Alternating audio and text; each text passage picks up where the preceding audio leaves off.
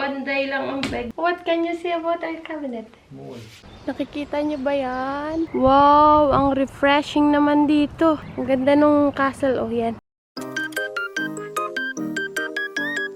Tapos na ang first day of work. Grabe ang aga ko kanina and natulog ako ng 8:45 PM. Kumusta naman? Tapos dumating si Justin 10:30. Hindi ako masyado nakatulog. Nagising ako ng 2 AM. Katulog ulit ako and tumunog na yung alarm ko. Nag-alarm ako ng 4:30. Ang aga ng pasok ko. First time ko mag-work ng ganun kaaga dito sa Netherlands.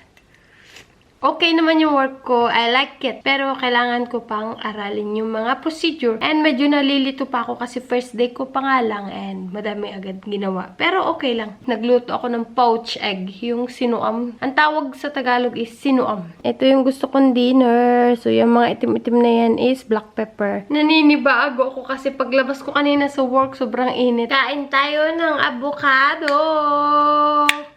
Ngayon na ulit ako makakatikim nito. Ang tagal ko hindi nakatikim ng avocado.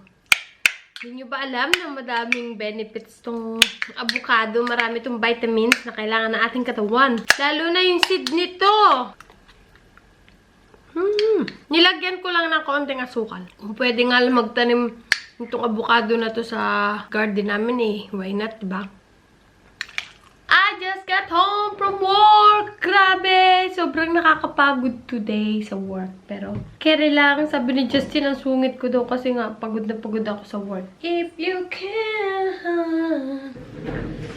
make it out. Ang haba talaga, oh. Sinukat ko kung ilang centimeter na to. Ang kaso, 196 centimeter na to. Mas okay na yung may pasobra kesa magkulang, diba? For today, mag-a-arrange tayo ng cabinet. Dumating na din yung ating in-order na cabinet from IKEA. Inspired by PBB Celebrity Collab Edition. So, ang ginagawa ko na lang is ito. Itutupi ko to. And then, dito ilalagay yung stick. Try natin to! So, sa online ko to nabili. Let's see kung mapubuo natin. Parang mali ang bukas ko.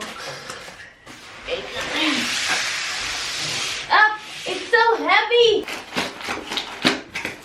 God, I think I need some help. Ah! Oh my God! God! Okay, this one. And this one. Then, what's this? Ooh. So heavy, ah? This one. Yeah, I get it upstairs. You're stronger. Oh my God. Oh. Dude. You can make it, huh? Yeah, I'm excited. I can do it. Nakakahiligan ko na din gumawa ng mga ganito. Mag-arrange. Ang dami pala. So, we have this. Ano ba to? Tatlo. Meron ito. Okay. Meron ito. Then, meron tayong manual. Kung paano gawin tong cabinet na to. 1, 2, 3, 4, 5. So, 5 na yung nakuha natin. Meron pa. So, ito 6. And then, ito yung mga tornilyo. Check muna natin tong manual. Ang dami!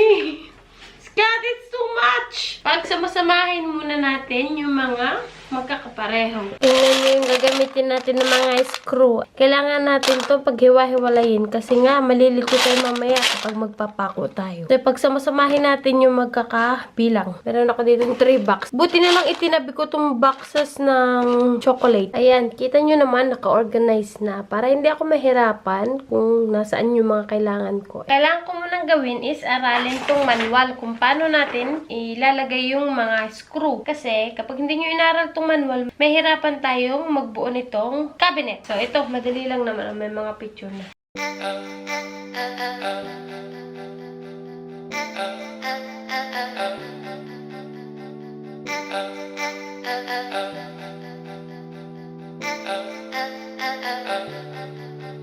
Nagpunta na Netherlands, pero panday ang trabaho. May bago na tayong trabaho. Panday lang ang bag. Patong natin na isa-isa dito sa ating pinaglagyan ng mga screw. Ayan, nalagay na natin yan. Yung tatlong mahaba na yan. Kita nyo naman. Perfect! Perfect! Ayan, nalagay ko na. Ilagay na lang natin yung pinakang base dun para maitayo na natin. Tara! Nalagay ko na tong isa.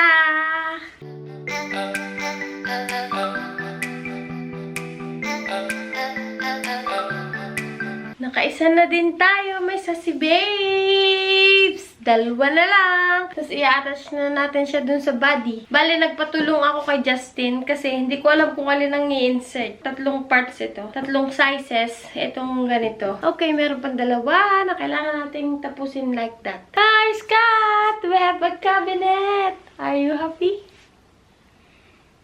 What can you say about our cabinet? More. Shoe cabinet. Yeah! Malalagay na natin ang ating mga shoes dito para hindi nakakalat. Buti na lang in-order ko to. And yet, although nahirapan akong ilagay ito kasi i-screw mo siya dito. Pero, natapos ko, tinulungan ako ni Justin. Nagpatulong ako kasi hindi ko kaya kapag mag-isa lang. Kailangan talaga may katulong kapag i-attach mo na to. And yeah! So, 3 layers siya. So, ang gagawin natin dito, akin tong taas, kay Justin tong gitna. Dito namin ilalagay yung shoes namin na pang walking. Tig-isa kami ni Justin ang lalagyan. Finally, maa-arrange ko na din yung aming mga sapatos kaysa nakakalat sa baba. O, diba? Ang ganda ng aming cabinet para sa mga shoes namin. Hi, may sassy babes! Nagyaya lang naman si Justin pumunta sa castle. And gamit ko to. O, diba? So, soon, pwede na ako magbenta. Konting practice pa. Ang ganda. Scott, what can you say about this bag? Rate 1 to 10. Really? It's not fake? What's the name of the castle? Huh? Herne. Huh? Herne. Herne. We're going to Herne Castle. Castile. Bakit ang blooming ko dito sa video? Ang ganda nung ginagamit kong soap. Hindi siya sa mahapdi sa mukha and wala talagang kahapdi-hapdi. And yeah, tingnan nyo naman. Wala akong gamit sa mukha. Lip tint lang, sapat na. Pero soon, gagamit tayo ng sunscreen kasi malapit na mag-summer dito. Spring na. May sassy babes. Today is May 4 and tomorrow is like Liberation Day here in the Netherlands. Ang ganda ng place dito. We're here na sa Castile Harnan. It's our first time to go here together, right? Say hi! Ang mahiyain talaga nitong isang to. Ay, ang ganda naman dito, oh! Tingnan nyo, yeah. Nakikita nyo ba yan? Going over there. I like the view there. Nasa likod ko yung castle. Excited ako makita ko ano nandun. Wow, ang refreshing naman dito. Tingnan nyo. Grabe. And ang daming stinging nettle. Yan. Pwede yan ilagay sa soap. So, kapag pupunta kayo dito sa Castile Hernen, ito yung makikita nyo view dito sa labas. Ayan. Ayan yung castle. Ayan si Justin. Ang laki naman ng puno na to, pulang-pula. Papasok na tayo sa loob ng Castile Hernet. Nauna na si Justin. Let's go.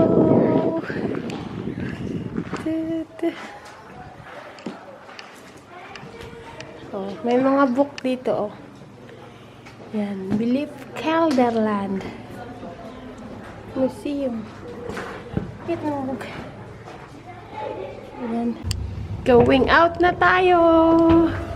Ito na ang labas. Wow. Tapos na kami dun sa castle. Hindi ako pwede mag-video kasi bawal. So, dito kami sa little garden. Ang ganda dito. Ang daming plants and roses. Ang cute naman ng tree na to. Parang Christmas tree. Ang lalaki ng Christmas tree. Ang ganda dun sa loob ng castle. Kaso yun nga lang, nakakasad kasi bawal mag-video and mag-picture. Pero dun sa labas, nakapag-picture ako dun sa mga kalasag. And yung suot-suot ko, sobrang ganda talaga. Kaya ako nagpa-picture kay Justin. Suot-suot ko yung sa kamay, tas may pang shield. Tingnan nyo yung tulips. Black. Oh. Black. Pauwi na tayo. Time check, it's almost 4 p.m. So, uwi na kami kasi magluluto pa kami ng dinner. And tomorrow, wala pa tayong work. Yes, Kat? Ha? Yeah. We're going to cook tortellini. Gutom na ako. Kararating lang namin sa bahay. Kaya kakain muna tayong grapes. Habang nagagayat si Justin ng mga ingredients. Gusto niya ng onion soup. Chicken onion soup. So let's try. Good thing is hindi masyado matamis tong grapes. Someone is cutting there. Hi, kagigising ko lang. Time check, 5:42 na. Nag-ayos-ayos ako dito sa bahay. And yeah, kakwentuhan ko sa ate kanina. And then, inantok ako ng sobra. Kaya, ayan, natulog ako kasi naisipan ko mag-crochet ngayon. Kasi naman, nakita ko to sa cabinet ko. So, gusto kong gumawa ng mesh top. Tingnan natin kung makakagawa tayo. Mesh sweater pala yung gagawin ko, hindi mesh top. Nakalimutan ko sabihin sa inyo na natapos ko na nga pala yung ating curtains para dun sa nanay ni Justin. And nakalimutan ko videohan. Kahapon ko binigay. And tuwan-tuwa yung nanay ni Justin. Nung una, kapos siya ng ganito isang daklang. So, bali 1 heart. Sabi ko, oh no, tatastasin ko pa ata. Pero sinuggest ko doon sa nanay ni Justin na i-wash niya muna. And then, yun, winas niya kahapon. And then, kanina, minessage niya ako, perfectly well daw. Eh, ibig sabihin, sakto yung sukat ngayon. Another achievement na naman yung nagawa natin.